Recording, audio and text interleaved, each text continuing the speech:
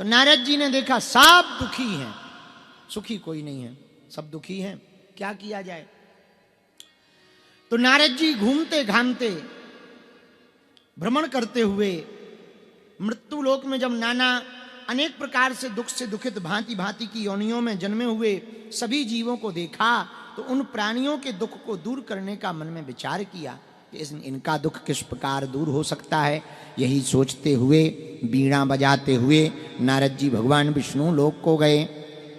एक बार करतल कर बीणा गावत हरि गुण परम प्रवीणा। नाम जप करते हुए नारद जी भगवान विष्णु के पास गए, प्रणाम किया, जय हो भगवान। भगवान तुरंत उठ गए।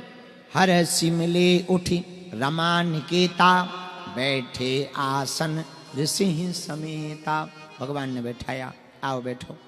क्या बात है नारद जी, आप दुखी क्यों हो? भगवान की स्तुति की पहले तो नारद जी ने। तदा नारायणं देवं शुक्लवर्णं चतुर्भुजं शंख चक्रम गदा पद्म वनमाला विभूषितम। भगवान का दिव्य रूप है। नारद मुनि ने देखा भगवान शुक्ल वर्ण के हैं, 4 भुजाएं हैं भगवान की। चारों भुजाओं में भगवान एक हाथ में शंख लिए हुए, एक हाथ में चक्र लिए हुए, एक हाथ में वज्र लिए हुए, पद्म तथा कंठमाला, कंठ में वनमाला पहने हुए हैं, बड़े सुशोभित हो रहे हैं। ऐसे देवों के देव स्वामी भगवान श्री हरि को देख करके नारद जी स्तुति करने लगे। हे भगवान, आपको साष्टांग दंडवत है, आप वाणी और मन से परे हैं, हम आपको प्रणाम करते हैं। हे प्रभु, आपके अनेक रूप हैं, आपकी शक्ति अनंत है, आपका ना आदि है, ना मध्य है, ना अंत है। आप निर्गुण हैं, आप गुणातीत हैं, आपके अंदर तीनों गुण समाये हुए हैं, सतोगुण रजोगुण तमोगुण, तीनों गुण समाये हुए हैं। आप ही आत्मा हैं, आप ही परमात्मा हैं, आप ही संपूर्ण प्राणियों के आदि के कारण हैं, आप ही सभी भक्तों के क्लेशों को दुख को दूर करने वाले हैं। आपकी जय हो, आपकी जय हो, आपकी जय हो। भगवान ने विष्णु भगवान ने नारद जी से पूछा, बड़ी महिमा गाई जा रही, कारण तो बताओ, इतनी महिमा मंडन कर रहे हो, इतना गा रहे हो, कारण बताओ क्या है। तब भगवान ने इतना पूछा, तब नारद जी ने कहा, हे प्रभु, अभी हम मृत्यु लोक से आ रहे हैं। अच्छा, एक बड़ी गड़बड़ देखी। क्या? वहां सब लोग दुखी हैं, कोई ना कोई चिंता है।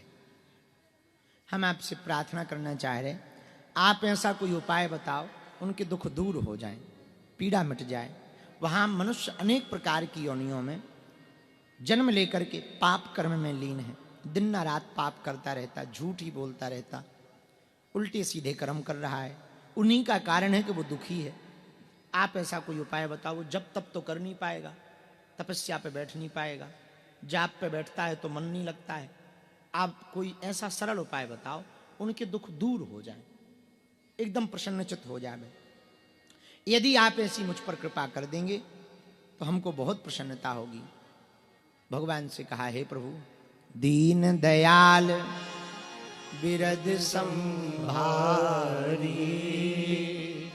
अरहुनाथ मम संकट भारी। आप कृपा करके बताइए, उन कलयुग के जीवों का, प्राणियों का दुख कैसे दूर होगा। भगवान ने जैसे ही नारद जी की वाणी को सुना, मुस्कुरा गए। नारद जी, आप सदैव दूसरों के हित के लिए मन में विचार रखते हो, धन्य हैं आप इसलिए आपको मुनि श्रेष्ठ कहा जाता है, इसलिए आप देव ऋषि हो। अतः हे नारद, आपने जो प्रश्न पूछा उस प्रश्न का उत्तर देना चाहता हूं। एक छोटा सा उपाय मैं आपसे कह रहा हूं, ध्यान से सुनो। यदि कलयुग का मनुष्य इस उपाय को करेगा तो मैं तुम्हारे प्रेम में वशीभूत होकर नारद जी, वह महान व्रत को मैं तुमसे बता रहा हूं, जो महापुण्य देने वाला है, कलयुग के जीवों का कष्ट को दूर करने वाला है, पापों को मिटाने वाला है। स्वर्ग और पृथ्वी लोक दोनों लोकों में दुर्लभ है। नारद जी बोले, महाराज उपाय बताओ, वो कौन सा व्रत है जिसके करने से कलयुग के मनुष्यों का पाप दूर हो जाएंगे, कष्ट दूर हो जाएंगे। भगवान विष्णु ने कहा, हे नारद, कलयुग का जो भी मनुष्य सत्यनारायण भगवान के व्रत को धारण करेगा कथा को सुनेगा, सत्य पर चलेगा, वो सभी दुखों से छूट जाएगा, वह सुख को प्राप्त करके अंत में मेरे धराधाम को आएगा।